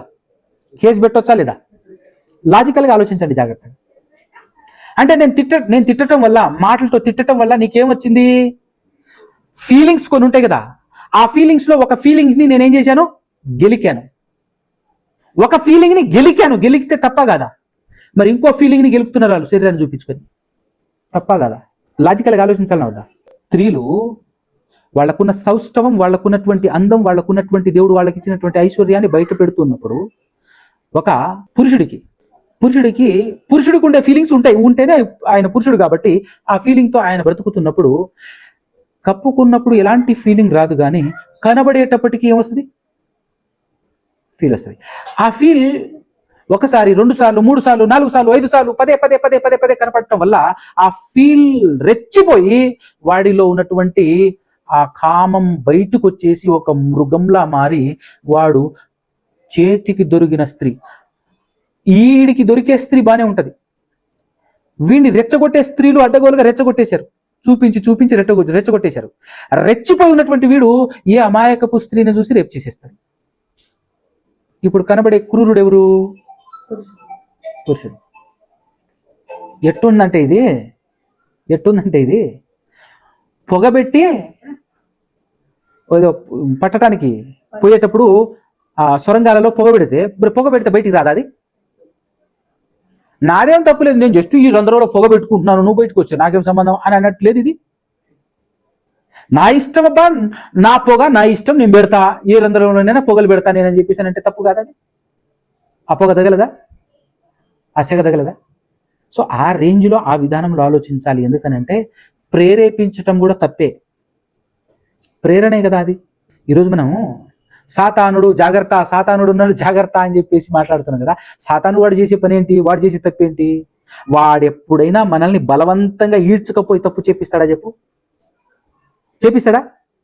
చేయించడు. వాడు ఏం చేస్తాడు? జస్ట్ ప్రేరేపిస్తాడు అంతే, రెచ్చగొడుతుంటాడు మనల్ని అంతే. ఇప్పుడు స్త్రీలందరూ సగం సగం బట్టలతో చేసేది ఏంటి? రెచ్చగొట్టుడు కాదా? పురుషుల్ని ఊరించడం, పురుషుల్ని రెచ్చగొట్టడం కాదా? అవునా కదా? స్వేచ్ఛ అంటే ఎదుటి వాళ్లను ఇబ్బంది కలగనంత వరకు నీ స్వేచ్ఛ పనికి వస్తుంది. ఎవరికైనా స్వేచ్ఛ ఉంది, ఎదుటివాడికి ఇబ్బంది కలగకూడదు. నీకున్న స్వేచ్ఛతో ఎదుటివాడిని ఇబ్బంది పెట్టకూడదు కదా. ఇప్పుడు వాక్ స్వాతంత్రం ఉంది అని చెప్పేసి అడ్డగొలకి ఎవరిని పడితే వాడిని ఇబ్బందికరంగా మాట్లాడితే తప్పు కదా. నాకు అందం ఉంది, నేను చూపించుకుంటే, నా ఇష్టం నా అందం నేను చూపించుకుంటానంటే ఇబ్బంది కాదా? ఎదుటివాడిని రెచ్చగొట్టడం కాదా అనే విషయం. ఇది కూడా ఆలోచించలేకపోతున్నటువంటి సమాజం. చూస్తేనేం పెద్ద పెద్దోళ్ళు, చూస్తేనేం చాలా మోతబరులు సమాజంలో, కానీ ఇది కూడా ఆలోచించలేక ఎవడరా మీరు స్వేచ్ఛను హరించే వాళ్ళు, వాళ్ళ బట్టల గురించి మాట్లాడటానికి నువ్వెవడురా అని చెప్పేసి మాట్లాడుతున్నటువంటి వాళ్లకు లేదా బుద్ధి రాదా? ఎప్పటికీ ఆలోచించండి కాస్త, అవునా కదా. ఇది సందర్భం వచ్చింది కాబట్టి మీ ముందు ఉంచాను. మీరు పర్సనల్గా నా సహోదరి మనులు కాబట్టి మీకు చెప్తున్నది ఏంటంటే, జాకెట్లు గట్టెక్కకూడదు. ఇది ఉందా మడత, దీనికి కిందనే ఉండేటట్టుగా ప్లాన్ చేసుకోండి. కుట్టించుకునేటప్పుడు పద్ధతిగా ఒక స్త్రీమూర్తి, ఒక అమ్మ అనుకునేటట్టుగా ఉండాలి, అవునా కదా. యవ్వన స్త్రీలు ఖచ్చితంగా చున్ని వాడండి, ఖచ్చితంగా వాడాల్సిందే. అర్థమవుతుందా? ఒక క్రైస్తవులు అని అంటే అన్నింటికి మాదిరిగా ఉండాలి, బ్రతకాలి, మాదిరిగా బ్రతకాలి. యేసుక్రీస్తు ప్రభుల వారు తనకు స్వేచ్ఛ లేక కాదు తనను తాను తగ్గించుకుంది, తనకు పవర్ లేక కాదు తనను తాను తగ్గించుకుంది, తనకు శక్తి లేక కాదు తనను తాను తగ్గించుకుంది. దేవుడు సర్వాధికారమే ఇచ్చాడు. కొలత లేకుండా ఆత్మను అనుగ్రహించినప్పటికీ కూడా ఎంత తగ్గి బ్రతుకుతున్నాడు చూడు.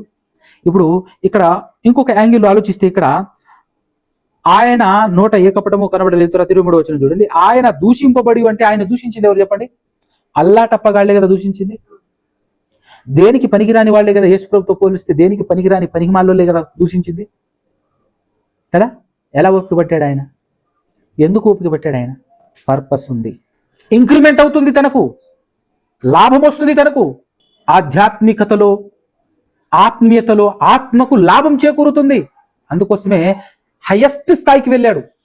ఇప్పుడు ఎవరేమన్నా పట్టించుకోకుండా డబ్బుల సంపాదనలో పడి సాగిపోతున్నాడు అనుకో, వాడి ధనం పెరుగుతూనే ఉంటుంది, హైట్లో పోతూనే ఉంటాడు. ప్రతిోడు ఏమన్నా కూడా వాడేమడిపడి, ఈడెమడిపడి, ఈడెమడిపడి ఆ గొడవలో ఈ గొడవలో దూర్చేటటువంటి వాళ్ళు ఉన్నది కూడా పోగొట్టుకుంటారా లేదా? ప్రతి దాంట్లో వెలిపెట్టేటటువంటి వ్యక్తి తనకు ఎన్ని కోట్లున్నా కూడా కరిగిపోయి ఫైనల్ గా బజార్లో పడాల్సిందే కదా. అదే గమ్మునున్నాడు అనుకో, ఎవరేమనుకున్నా పట్టించుకోకుండా డబ్బే దేహము, సంపాదనే దేహంగా వెళ్ళిపోతున్నటువంటి వాడు కోట్లకు అధిపతి కూర్చోడు. దానికి బెస్ట్ ఎగ్జాంపుల్ మన ఇండియాలో ముఖేష్ అంబానీ. ఎవడేమైపోయినా మనకు సంబంధం లేదు, ఎవడెట్టున్నా సంబంధం లేదు, మొత్తం నాదే, నా సంపాదన అంతా నాదే అని చెప్పేసి జాగ్రత్తగా మెయింటైన్ చేసుకొని రావటం వల్ల ఏమయ్యాడు? నెంబర్ 1 స్థానానికి చేరాడు ధనవంతులలో ఇండియాలో. అందరినీ పట్టించుకుంటూ, అందరికీ సహాయం చేస్తూ, దాన ధర్మాలు చేస్తూ వచ్చినటువంటి వ్యక్తి రతన్ టాటా గారు. ఆయన కనుక దాన ధర్మాలు చేయటం మానేస్తే 1 yearలో ముఖేష్ అంబానీ ఎప్పుడో క్రాస్ చేసి వెళ్ళిపోతాడు. దరిదాపులో కూడా కనబడ్డు ముఖేష్ అంబానీ, ఆ రేంజ్ ధనవంతుడు. అంటే మీకు ఒక బెస్ట్ ఎగ్జాంపుల్ చెప్తున్నాను అనమాట. నీ టార్గెట్ ఏదైతే ఉందో దాని మీద వెళ్ళాలి. ఇప్పుడు యేసుక్రీస్తు ప్రభువు టార్గెట్ ఏంటి? ఆత్మీయతను మరింతగా సంపాదించాలి. మరి మన టార్గెట్ ఏంటి? మట్టిని సంపాదించాలి. మన టార్గెట్ ఏంటి? యేసుక్రీస్తుని అనుసరించాల్సినటువంటి మన టార్గెట్ ఏంటి? మనకు టార్గెట్ ఇచ్చాడు దేవుడు, తెలుసా మీకు? బైబిల్ మనకు టార్గెట్ ఇచ్చాడు. చూస్తారా మన టార్గెట్? ఎఫెసీయులకు రాసినటువంటి పత్రిక 4వ అధ్యాయం 11వ వచనం చదవండి. మన టార్గెట్ మనమందరము విశ్వాస విషయములోను, దేవుని కుమారుని గూర్చిన జ్ఞాన విషయములోను ఏం పొందాలట? ఒక్కటవ్వాలి, ఏకత్వము పొందాలి. మహానుభావుడి కోరిక నెరవేరుతుందా క్రైస్తవంలో? ఏకత్వం పొంది నెక్స్ట్ ఎప్పటి వరకు? సంపూర్ణ పురుషులము అయ్యేంత వరకు, అనగా క్రీస్తునకు కలిగిన సంపూర్ణతకు సమానమైన సంపూర్ణత గలవారము అయ్యేంత వరకు. ఇది మన టార్గెట్. దేవుడు మనకిచ్చిన టార్గెట్ అండోయి. నువ్వు నేను కావాలని పెట్టుకునే టార్గెట్ కాదు ఇది. దేవుడు మన ముందు ఇచ్చిన టార్గెట్ ఏంటి? యేసు క్రీస్తుకు కలిగిన పరిపూర్ణత, సంపూర్ణతకు సమానమైన సంపూర్ణత సాధించాలి మనం. ఇది మన టార్గెట్. ఉందా ఈరోజు ఎవరికైనా ఉందా? అందుకోసమే ఆయన తదనంతరం వచ్చినటువంటి అపోస్తుడైనటువంటి పౌలు గారు ఏమంటారు తెలుసా? యేసు క్రీస్తు ప్రభులు వారి మరణానుభవము ఎట్లుంటుందో నేను రుచి చూడటం కోసం సమస్తము పెంటగా ఏం చేసి పరుగులు తీస్తున్నా నేను అని మాట్లాడుతుంటాడు ఆయన. నేను అది సాధించాలి అని మాట్లాడుతుంటాడు ఆయన. ఫిలిప్పీలకు రాసినటువంటి పత్రిక 3వ అధ్యాయం అనుకుంటాను, చూడండి ఒకసారి. 7 చదవండి. అయినను అంటే లోకంలో ఏవేవైతే నాకు లాభకరములై ఉండెనో వాటిని క్రీస్తు నిమిత్తము నష్టముగా ఎంచుకొంటిని, ఖచ్చితముగా నిశ్చయముగా నా ప్రభువైన యేసు క్రీస్తును గూర్చిన అతి శ్రేష్టమైన జ్ఞానమును నిమిత్తమై సమస్తమును నష్టముగా ఎంచుకొనుచున్నాను. క్రీస్తును సంపాదించుకొని. ఎవరిని సంపాదించుకొని? అదే మరి క్రీస్తును సంపాదించుకోవటం అంటే క్రీస్తును కలిగి ఉన్న సంపూర్ణతకు సమానమైన సంపూర్ణత సంపాదించటం, సాధించటం. క్రీస్తును సంపాదించుకొని ధర్మశాస్త్ర మూలమైన నా నీతిని కాకుండా క్రీస్తునందలి విశ్వాసము వలననైన నీతి అనగా విశ్వాసమును బట్టి దేవుడు అనుగ్రహించు నీతి గలవాడనై ఆయన యందు అగబడు నిమిత్తమును ఏ విధము చేతనైనను మృతులలో నుండి నాకు పునరుద్ధానము కలగవలెనని ఆయన మరణ విషయములో సమానమైన అనుభవం కావాలి నాకని మాట్లాడుతున్నాడు. సమాన అనుభవము గలవాడనై ఆయనను ఆయన పునరుద్ధాన బలమును ఎరుగు నిమిత్తమును ఆయన శ్రమలలో పాలివారగుట ఎట్టిదో ఎరుగు నిమిత్తమును సమస్తమును నష్టపరుచుకొని వాటిని పెంటతో సమానముగా ఎంచుకొనుచున్నాను. అంటే ఏందో తెలుసా దీని అర్థం? యేసు ప్రభు గురించి ఒక మాట ఉంటుంది. తాను ఐశ్వర్యవంతుడై ఉండి మన నిమిత్తము దరిద్రుడాయను అన్నట్టు యేసు మన పౌలు గారు కూడా ధనవంతుడే, కానీ ఎలా దరిద్రుడు అవుతున్నాడు చూడు. దరిద్రుడు అవుతున్నాడు కదా. కాబట్టి ఈ రకంగా మనల్ని మనం తగ్గించుకొని మనకు దేవుడిచ్చిన టార్గెట్ రీచ్ అవ్వాలి. దేవుడు మనకిచ్చినటువంటి టార్గెట్ని మనం రీచ్ అవ్వాలి. అవునా కదా? ఏమన్నాడు? పేతురు పత్రిక రండి. ఇప్పుడు పేతురు పత్రిక రండి, 23వ వచనం 2వ అధ్యాయము. ఆయన దూషింపబడి బదులు దూషింపలేదు అని అంటే ఆయన్ని దూషించింది ఎవరు? సాదాసీదా మామూలు వ్యక్తులే కదా. అయినా కూడా ఆయన రిటర్న్ దూషించలేదు. మరి నిన్ను ఎవరైనా దూషిస్తే నువ్వు ఆగుతావా? ఆగకపోతే కావు నువ్వు క్రైస్తవుడివి. అంతేనా కదా? ఆగాలి ఖచ్చితంగా. నెక్స్ట్ మాట, ఆయన శ్రమ పెట్టబడి బెదిరించలేదు. మరి నిన్ను శ్రమ పెడితే నువ్వు ఎవరినైనా బెదిరిస్తున్నావా?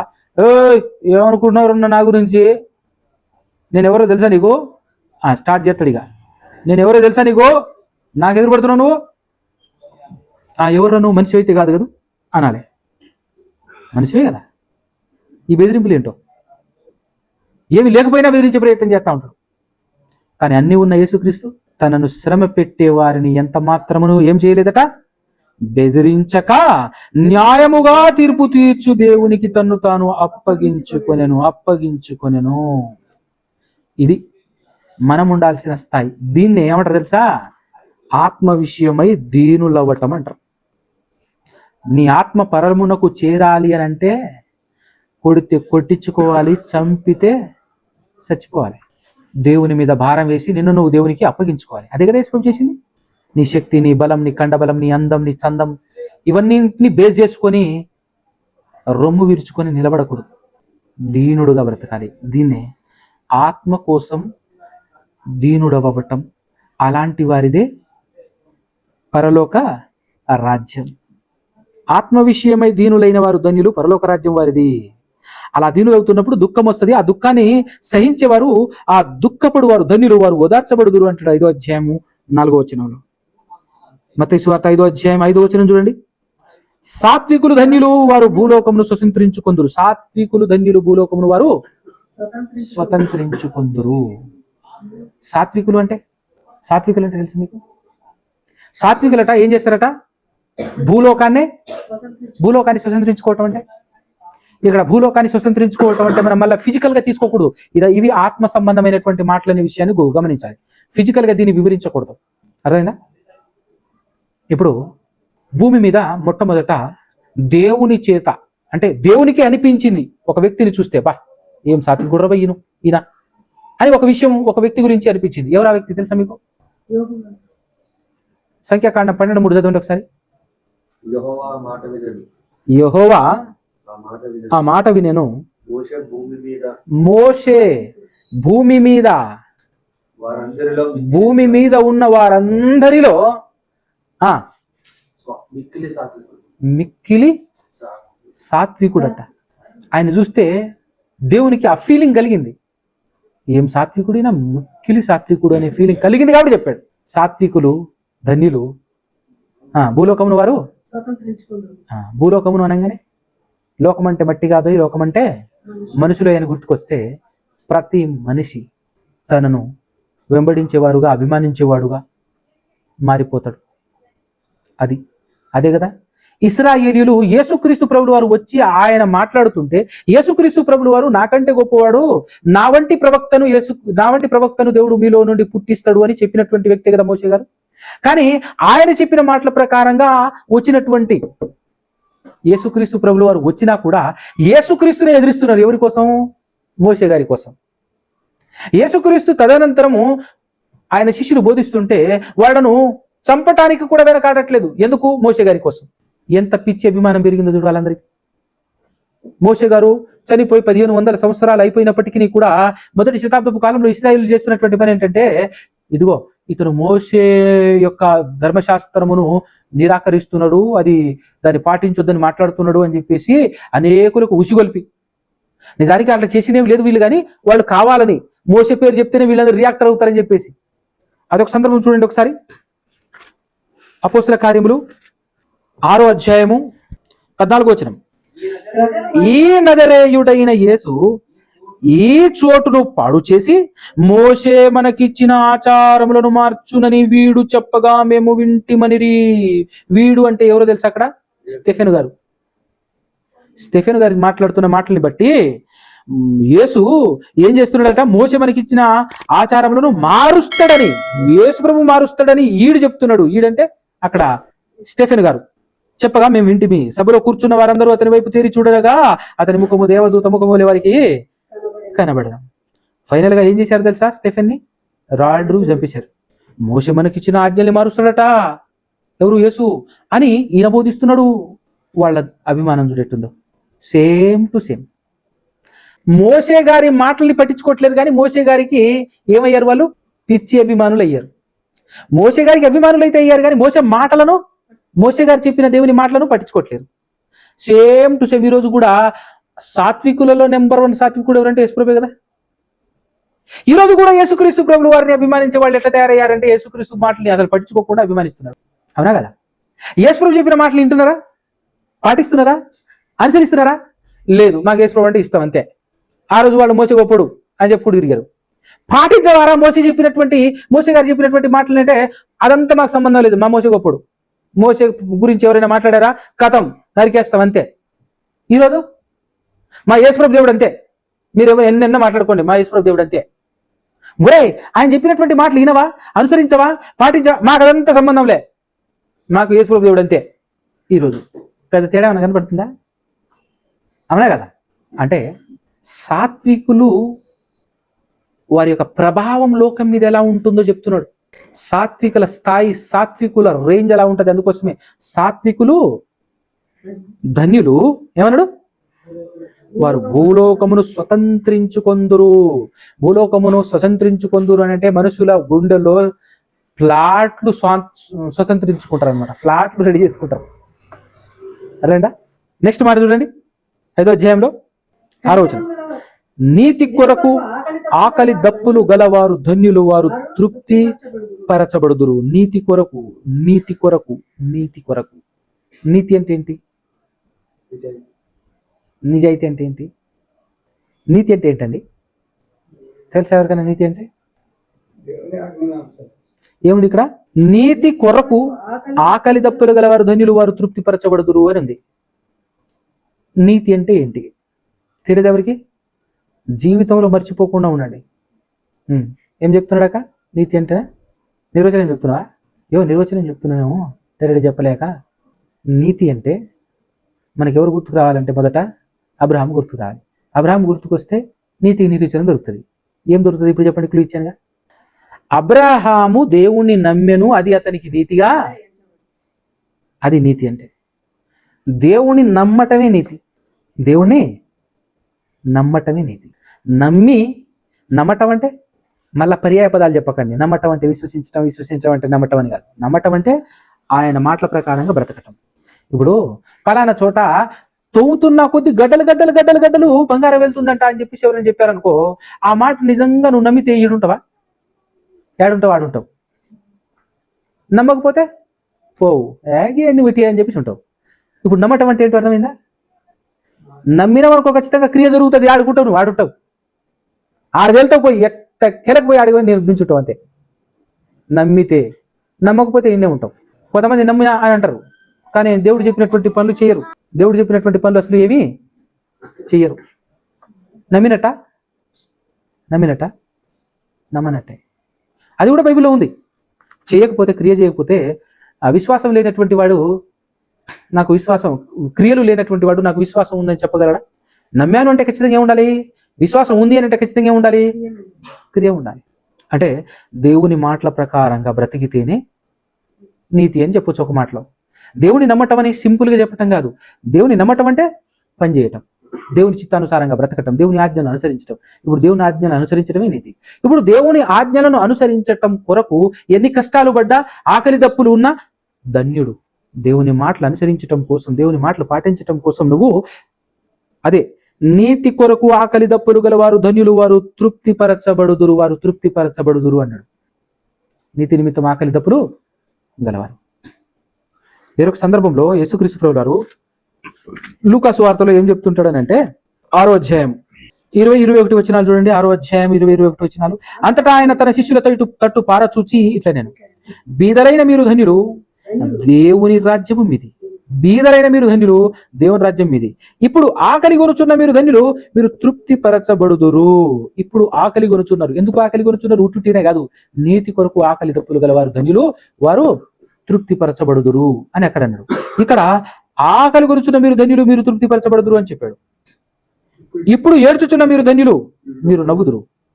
మనుష్య కుమారుని నిమిత్తము మనుష్యులు మిమ్మును ద్వేషించి, వెలివేసి, నిందించి, మీ పేరు చెడ్డదని కొట్టివేయినప్పుడు మీరు ధన్యులు అని అంటాడు. ఇదే విధానంలో ఇక్కడ కూడా రాయబడతా ఉంటుంది. ఇక్కడ మత్తయి సువార్తలో నెక్స్ట్ 7వ వచనం చూడండి.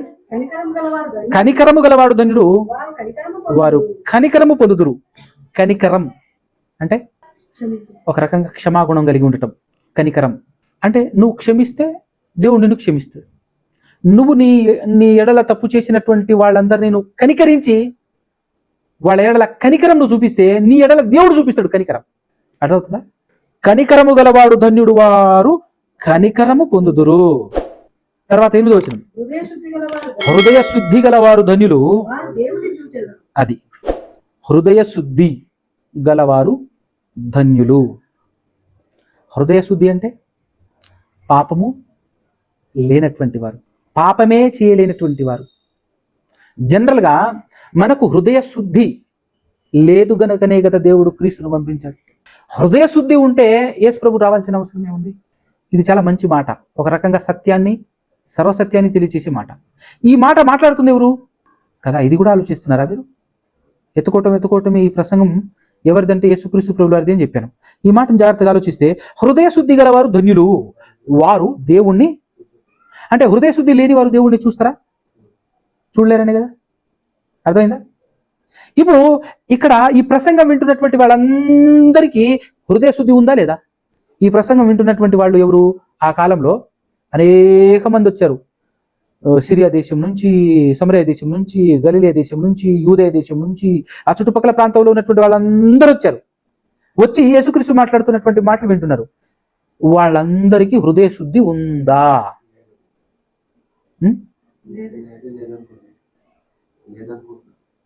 ఉందా లేదా?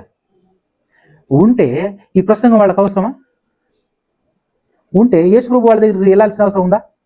అసలు యేసుప్రభు వచ్చిందే వీడు హృదయ శుద్ధి లేదనే కదా. హృదయ శుద్ధి లేకపోవటం అంటే అదే పాపం, అవునా కదా. అందరూ పాపాత్ములే కదా, ఏ భేదమును లేదు, అందరూ పాపం చేసి ఉన్నారని చెప్పబడిందా లేదా. ఇప్పుడు అక్కడ హృదయ శుద్ధి లేనటువంటి వాళ్ళందరూ యేసుక్రీస్తు మాట్లాడే మాటను వింటున్నారు కదా. వింటున్నటువంటి వాళ్ళందరూ యేసుప్రభుని చూస్తున్నారా లేదా? యేసుప్రభు కనబడుతున్నాడా లేదా? హృదయ శుద్ధి లేని వాళ్ళు ఎవరిని చూస్తున్నారు? యేసుప్రభును చూస్తున్నారు. ఇప్పుడు యేసుప్రభు దేవుడైతే ఈ మాట ఏమవ్వాలి? యేసుప్రభే చెప్తున్నాడు, హృదయ శుద్ధి గలవారు ధన్యులు, వాళ్ళు దేవుణ్ణి చూస్తారు. మరి మాకు హృదయ శుద్ధి లేదు కదయ్యా, మేము మీకు చూస్తున్నాము కదా అని అంటే ఇప్పుడు డైలాగ్ ఏమొస్తుంది, సమాధానం ఏమొస్తుంది? ఒరే నేను అన్నది హృదయ శుద్ధి ఉంటే దేవుణ్ణి చూస్తారు అని చెప్పాను రా, నన్ను కాదు. అంతే కదా. హృదయ శుద్ధి లేని వాళ్ళందరూ కదా చూస్తున్నారు యేసుప్రభుని. ఇంతకు హృదయ శుద్ధి లేని వాళ్ళందరూ చూశారు యేసుప్రభుని. హృదయ శుద్ధి లేనటువంటి వాళ్ళందరూ చూసింది ఎవరిని? దేవుణ్ణా? దేవుణ్ణి చూస్తే యేసుప్రభు దేవుడైతే ఇప్పుడు యేసుప్రభు మాట్లాడే మాట అబద్ధమేగా, అంతేనే కదా. అర్థమవుతుందని యేసుప్రభు ఏమన్నాడు? హృదయ శుద్ధి గలవారు మాత్రమే చూస్తారన్న ఆయన దేవుణ్ణి అని ఆయన అన్నాడు. మరి హృదయ శుద్ధి లేని మేము కూడా చూస్తున్నాం కదా మిమ్మల్ని అంటే, అవునా కదా. ఆలోచించాల్సినటువంటి మాట ఆ మాట నాకు అదా అని అంటున్నాను నేను. సో హృదయ శుద్ధి లేనటువంటి వాళ్లకు హృదయ శుద్ధి కలిగించి అలాంటి వాళ్ళందరినీ హృదయ శుద్ధి చేసిన తర్వాత దాన్ని కాపాడుకుంటూ బ్రతికితే చనిపోయి దేవుణ్ణి చూసే అవకాశం దొరుకుతుంది అని చెప్తున్నాడు. మనం ఎందుకు ఓపిక పట్టాలి? మనం ఎందుకు ఎదుటివాడిని తిట్టకూడదు? మనం ఎందుకు ఎదుటివాడి తిట్టినా మనం రివర్స్ ఎందుకు మాట్లాడకూడదు? దూషించే వాళ్ళని ఎందుకు దూషించకూడదు? మనల్ని శ్రమ పెడుతున్నటువంటి వాళ్ళని తిరిగి ఎందుకు శ్రమ పెట్టకూడదు అని అంటే, ఎందుకు పెట్టకూడదు అంటే నీ హృదయం పాడవకుండా ఉండాలంటే నువ్వు అటనే ఉండాలి. నీ హృదయ శుద్ధి కొరకు నిన్ను నువ్వు తగ్గించుకోవాలి. ఎందుకు? హృదయం ఎప్పుడు పాడవుతుంది? పాపం ఎప్పుడు, మనకు అపవిత్రత అనేటటువంటిది ఎప్పుడు వస్తుంది మనకు తెలుసా? మీకు ఈ పాయింట్ తెలుసా? మనకు పాపం ఎలా అంటుతుందో తెలుసా? మీకు ఎలా అంటుతుంది తెలుసా? అయ్యా బాబు తెలుసుకోండి నాయన, లేకపోతే అంటించుకుంటూ తిరుగుతుంటాం తెలియకుండానే, నమ్మిన తర్వాత కూడా. నేను మీకు చాలాసార్లు చెప్పాను, విన్నటువంటి వాళ్ళకి కూడా తెలియదా? మర్చిపోయారా? శరీరాశ, నేత్రాశ, జీవబుడంబం అనేవి పాపాలు. నేనేమంటున్నానంటే ఆ పాపాలు ఎలా అంటుతాయి అంటున్నాను నేను. పాపాలు అంటే విధానం. బురద ఎలా అంటుతుందో తెలుసు మనకు బాగా, కాబట్టి బురద అంటకుండా జాగ్రత్త పడతాం మనం. కానీ పాపం ఎలా అంటుతుందో మనకు తెలియదు కనుకనే మనం జాగ్రత్త పడం. పాపం ఎలా అంటుతుంది యేసుప్రభు చెప్పాడు. ఏం చెప్పాడు? చాలా మంది శాస్త్రులు పరిచయులు వచ్చేసి అంటాడు, మీ శిష్యులు చేతులు కడుక్కోకుండా తింటున్నారు అయ్యా, చేతులు కడుక్కోకుండా తింటున్నారు అని చెప్పేసానంటే యేసుప్రభు అంటాడు, ఇచ్చి మాలోకల్లారా, చేతులు కడుక్కోకుండా మురికి చేతులతో తిన్నా ఏం కాదు, పాపం ఏమంటదు. పాపం అంటే ఎట్లా నాయన? ఎట్లా అంటే బయట నుంచి లోపలికి వెళ్ళే దాని వల్ల పాపం అంటది, కానీ లోపటి నుంచి బయటకు వస్తుంది చూడు, దానివల్ల నాయన పాపం అంటేది. లోపటి నుంచి ఏమొస్తుంది బయటికి? అంతే కదా. లోపల వేసేది మొత్తం ఏమవుతుంది? బహిర్భూమికి విడవబడుతుంది. రేపు ఎల్లుండో ఉదయం వేస్తే సాయంత్రానికి బయటికి పడుతుంది. తినేది ఏ వస్తువు తిన్నా కూడా దానివల్ల మనిషికి అపవిత్రత రాదు. కానీ అపవిత్రత ఎలా వస్తుంది, పాపం ఎలా అంటుతుంది అని అంటే నువ్వు మాట్లాడాలి. ఇది ఎక్కడ ఉంటుంది అని చెప్పేసి కంగారు పడకండి. మత్తయి సువార్తలో 15వ అధ్యాయం చదువుకొని ఇంటికి వెళ్ళిన తర్వాత, ఓకేనా, 15వ అధ్యాయం మొత్తం చదివితే మీకు ఫుల్ క్లారిటీ అక్కడ దొరుకుతుంది. అందుకోసమే ఎవరైనా దూషిస్తే రిటర్న్ దూషించగరా, నువ్వు పాపి అవుతావు. అందుకోసమే యేసుప్రభు దూషించలే. వాడు మనల్ని దూషిస్తే వాడు పాపి అవుతాడు, మనకేం కాదు. కానీ మనం ఉద్రేకులం అయిపోయి ప్యానిక్ అయిపోయి మనం రిటర్న్ తిట్టామనుకో మనకు పాపం తగులుతుంది, మనకు పాపం అంటుకుంటుంది. సో యేసుక్రీస్తు పిచ్చోడై రిటర్న్ తిట్టకుండా తనకున్న శక్తిని వాడకుండా ఎందుకున్నాడు అనుకుంటా? పిచ్చోడు అనుకుంటున్నారు ఆయన్ని, అమాయకుడు అనుకుంటున్నారు ఆయన్ని, మహాజ్ఞాని. అందుకోసమే ఎంతమంది తిట్టినా, పనికిమాలోడు తిట్టినా కూడా రిటర్న్ తిట్టకుండా ఎందుకున్నాడు అంటే మరి అపవిత్రమైపోతుంది హృదయం తిడితే. దూషించినోండి రిటర్న్ ఎందుకు దూషించలేదు? శ్రమ పెట్టిన వాడిని ఎందుకు బెదిరించలేదు? అవి చేస్తే మనకు అట్టుతుంది పాపం. కాబట్టి ఎంత జాగ్రత్తగా బ్రతికాడు అన్నా కదా. మామూలు వ్యక్తి దుమ్ములు బొరలాడుతున్నాడు అనుకో, ఎగురుతున్నాడు అనుకో, తెల్ల సొక్క తెల్ల ప్యాంట్ వేసుకున్నవాడు నువ్వే దొరుకుతావారా, నేను కూడా వచ్చి అని చెప్పేసి అంటాడా? బురద తీసి వేస్తున్నాడు అనుకో, ఇంకోడు తప్పించుకొని పారిపోవడానికి ట్రై చేస్తాడు తప్ప నేను కూడా వేస్తా అని చెప్పేసి బురదలో దిగుతాడా తెల్లంగా వేసుకున్నాడు.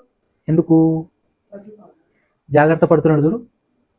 అలా పడాలి మనం జాగ్రత్త. ఆ విధంగా పరుగులు తీయాలి మనం. అపవిత్రతకు దూరముగా, పాపానికి దూరంగా పరుగులు తీయాలి, అవునా కదా. అదే చెప్తున్నాడు, హృదయ శుద్ధి గలవారు ధన్యులు, వారు దేవుణ్ణి చూచెదరు.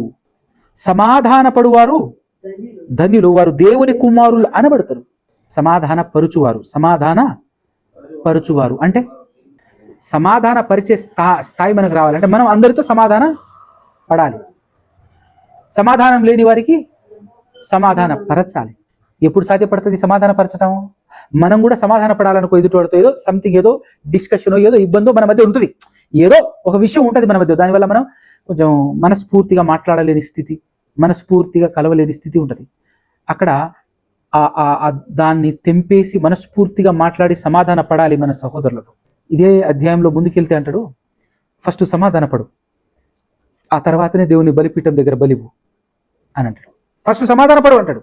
సమాధాన పరచాలి అని అంటే ఆత్మ విషయమై దీనుడవైతేనే సమాధాన పడగలవు. నిన్ను నువ్వు తగ్గించుకొని, నిన్ను నువ్వు తక్కువగా చేసుకొని తగ్గించుకొని సమాధాన పడటం అంటే మనల్ని మనం తగ్గించుకోకుండా వెళ్ళగలమా వాళ్ళ ముందు? నేనెందుకు వాళ్ళరా, నేనెందుకు వాళ్ళ వాడే అంటున్నావా లేదా? నిన్ను నువ్వు తగ్గించుకొనగలిగే స్థాయి నీకు ఉంటేనే నువ్వు సమాధాన పడగలవు. సమాధాన పడితేనే నువ్వు దేవుని కుమారుడు అవుతావు. దేవుని కుమారుడు అవ్వాలంటే నువ్వు ఖచ్చితంగా ఏం చేయాలి? సమాధాన పడాలి. అందుకోసమే సమాధాన పడువారు ధన్యులు, వారు దేవుని కుమారులు అనబడదు. 10వ వచనం, నీతి నిమిత్తము హింసింపబడువారు ధన్యులు, పరలోక రాజ్యము వారిది. 6వ వచనం 10వ వచనం అదే. నీతి కొరకు ఆకలి దప్పులన్నా, నీతి కొరకు నీతి నిమిత్తము హింసింపబడటం అన్నా అదే. ఎందుకంటే నీతి అంటే ఏంటో చెప్పాను, దేవుని నమ్మటం, దేవుని ఆజ్ఞల ప్రకారంగా బ్రతకటం. దానివల్ల ఎంతోమంది హింసిస్తుంటారు. పోనీ ఇక్కడికి వస్తున్నారు సత్యవాక్యం అని, ఎంతమంది ఇబ్బంది పెడుతుంటారు, ఎంతమంది హింసిస్తుంటారు, రకరకాలుగా బాధ పెడుతుంటారు కదా. అవన్నీ నువ్వు పడితే, ఆ హింస పడితే నువ్వు ధన్యుడివి. పరలోక రాజ్యం నీదే, పరలోక రాజ్యం నీదే. కొన్నిసార్లు నీ మనసుని నీ ఇబ్బంది పెడతా ఉంటుంది, ఇక్కడికి రానివ్వకుండా. చుట్టుపక్కల వాళ్ళు ప్లస్ నీ మనసు కూడా ఇబ్బంది పెడుతుంటుంది. అదే హింస, అదే ఇబ్బంది, బాధ. కాబట్టి నీతి నిమిత్తం హింసింపబడు వారు ధన్యులు, పరలోక రాజ్యము వారిది.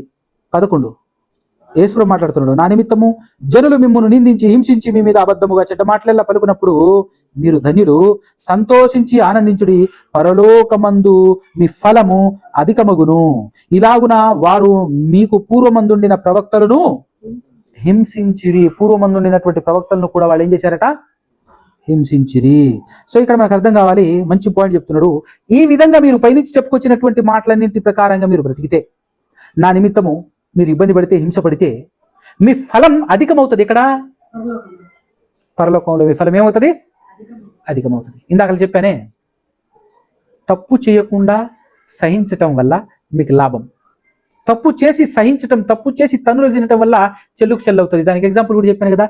అప్పు చేసి సంపాదిస్తే ఉపయోగం ఏముండదు, వాడికిడికే సరిపోతుంది. అక్కడ సంపాదించింది ఇక్కడ అప్పు కూరుకుపోతుంది. అప్పే చేయకుండా సంపాదిస్తే మిగులుబాటు ఉంటుంది.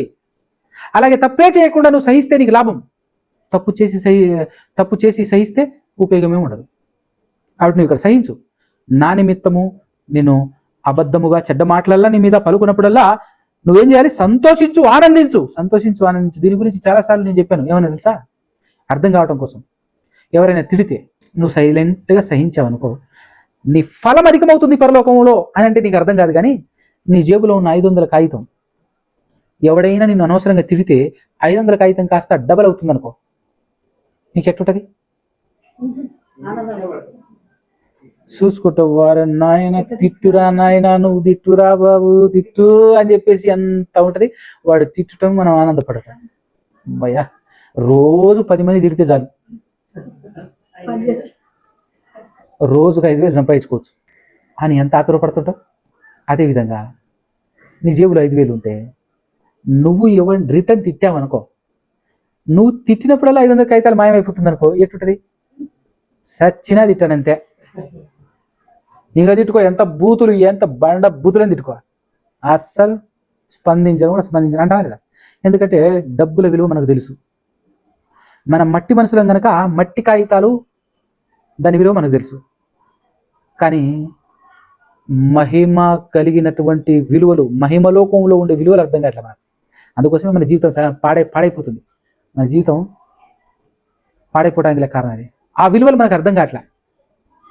మనం ఆత్మ సంబంధులము, ఆత్మకున్న విలువ మనకు అర్థం కావట్లే. పోల్చగలమా? ఈ ఈ భూలోకంలో ఎన్ని దేశాలు ఉన్నాయో అన్ని దేశాల కరెన్సీ ఎన్ని ఉన్నాయో అన్ని కట్టలు పేరు చేస్తే ఈ కట్టలన్నీ పేరు చేసిన కనీసం రవ్వంతైనా పరలోకంలో స్థలం కానీ ఏదైనా కొనగలమా ఈ డబ్బుతో? చిత్తు కాగితాలు కూడా మనం చిత్తు కాగితాలనైనా కాస్త లెక్క కడతామేమో కానీ విలువనిస్తేమో కానీ ఆ మాత్రం విలువ కూడా అసలు ఏమాత్రం ఉండదు పరలోక విషయంలో ఈ ధనాన్ని. మరి అంత పనికి మాలిన దానికోసం మనం ఆరాట పడతామే, ఓపిక పడతామే. అవునా కదా? కొన్నిసార్లు చూసే ఉంటారు మీరు. బాగా డబ్బులు ఇచ్చేటటువంటి యజమానుడు ఉన్నాడు అనుకో, వాడు కొట్టినా పడతాం. అవునా కదా? వాడు ఏమన్నా పడతాం. ఎందుకు? వాడు కొట్టినా తిట్టినా ఫైనల్గా 1000 ఇస్తారా బాబు. ఏదైనా ప్రాబ్లం ఉందనుకో లక్షలు తీసిస్తాడు. అలాంటి వాడు కొడితేంది తిడితేంది ఏమైనా చేసుకోండి. డబ్బుల కోసం ఎంత లోపడుతున్నాడు చూడు, ఎంత సహిస్తున్నాడు చూడు. నెల రోజులు నేనేం చేసినా సహిస్తావా, ₹1 కోటి ఇస్తానన్నాడు అనుకో, ఈ జాపం వేసుకోరా నాయన అని చెప్పేసి. అవునా కదా? 100 దెబ్బలు, ఇదిగో ఇదే కొరడ, 100 దెబ్బలు, ఒక దెబ్బకు 1,00,000 ఇస్తా అని అన్నాం అనుకో, ఎంతమంది ఉంటాం మనం లీవ్ చాపడానికి? అబ్బా 1,00,000 సంపాదించుకున్నా, ఒక్క నిమిషం తట్టుకుంటా అని సర్దుకొని మళ్ళా ఈ పక్క నుంచి కొట్టుబడా, ఈ పక్క నుంచి కొట్టింది అబ్బా 2 లక్షలు ఓపికనంత కాడికి తనిచ్చుకుంటాం అనమాట, కొట్టించుకుంటాం. మరి ఎవరుందనుకో 10-20 దాకా వెళ్ళినా సాలేరా, 10-20 లక్షలు సాలేరా 20 దెబ్బలకి. ఏదైనా ఇంత సహించావు ఏమనకుండా ఉట్టినే కొట్టించుకుంటాం ఏంటరా అంటే, మరి ఉట్టినేనా 20 లక్షలు? మరి ఏమాత్రం పనికిరాని దీనికోసం నువ్వు ఇట్లా చేస్తే యుగ యుగాలు తరతరాలు నిత్యం నిరంతరం బ్రతికే ఆత్మ. ఇక్కడ ఆత్మ విషయమై దీనులైన వారు ధన్యులు అనే దగ్గర ఒక్క చిన్న ఎగ్జాంపుల్ చెప్పేసి నేను పాఠం ముగించేస్తాను. ఆత్మ విషయమై దీనులు అవ్వటం అంటే శరీరం. ఈరోజు మనం శరీరాన్ని చూసి ఓవర్ చేస్తున్నాం. కానీ శరీరం శాశ్వతమా? శరీరాన్ని చూసి ఉప్పొంగిపోతున్నాం. శరీరం కోసం ఏమైనా చేస్తున్నాం. శరీరం శాశ్వతమా? డబ్బు కోసం ఏమైనా చేస్తాం. డబ్బు శాశ్వతమా? చెప్పండి. పిచ్చి కాగితాలు 2 బస్తాలు నింపుకొని 2 బస్తాల కాగితాలు ఉన్నాయి అని ఎవడైనా విర్రవీయగలడా? ఆ 2 బస్తాలు డబ్బు ఉంటే ఆగడు. అదే పిచ్చి కాగితం ఉంటే, పిచ్చి కాగితాన్ని పెట్టుకొని విర్రవీగడం ఎంతో, డబ్బును పెట్టుకొని విర్రవీగడం కూడా ఆత్మ విషయంలో అంతే. కానీ మనకు అర్థం కావాల్సిన పాయింట్ ఏంటో తెలుసా? శాశ్వతం కానివి పనికి రాని దాని కోసం ఇంత చేస్తే శాశ్వతమైన ఆత్మ కోసం ఎంత చేయాలి అంటున్నా నేను. ఒక మాట ఏం చెప్పాడు తెలుసా? 6:23 యోహాను సువార్తలో, ఆత్మయే జీవింపజేయుచున్నది, శరీరం కేవలం నిష్ప్రయోజనమైనటువంటి దానికోసమే ఇంత చేస్తే ప్రయోజనమైన జీవింపజేయగలిగే ఆత్మ దానికోసం ఇంకెంత చేయాలి? ఏమైనా చేయొచ్చు, నిలబడి ప్రాణాలు కూడా ఇచ్చేయచ్చు. యేసుప్రభు చెప్పాడు, నా నిమిత్తం తన ప్రాణమును పోగొట్టుకున్న గోరువాడు దాన్ని దక్కించుకుంటాడు. పోతపోయింది అని ప్రాణాన్ని వదిలేసినాం అనుకో, ఆ ప్రాణం ఎరుటూ పోదు. ఎందుకంటే ప్రాణం తీయాలన్నా ఉంచాలన్నా దేవుని ఆధీనంలో ఉంటుంది కాబట్టి, ఆ దేవుని మాటలే యేసుప్రభు పలికాడు కాబట్టి మనకు అర్థం కావాలి. అంటే ఆత్మ విషయమై దీనుడైనటువంటి వాడే క్రైస్తవుడు. లేకపోతే క్రైస్తవుడు కాలేడు పిల్ల. ఓకేనా? అనుకున్న ఒక టార్గెట్ 12 వచనాల వరకు మాట్లాడాలి అని అనుకున్నాను. ఎందుకంటే ఒక్కొక్క వచనం ఒక్కొక్క గంట మాట్లాడవచ్చు, మరీ లెంత్ అవుతుంది అని చెప్పేసి కంప్లీట్ చేసేసాను, కొంచెం లేట్ అయినా. ఓకేనా? అర్థమైందా? కళ్ళు మూసుకొని తొలగించడం చిన్న ప్రార్థనతో ముగించుకున్నాం. పరిశుద్ధుడా, పరమాత్ముడా, పరమందు వాసునుడా, సకల ఆశీర్వాదాలకు కారణభూతుడా నాయనా తండ్రి, ఇదిగోనైనా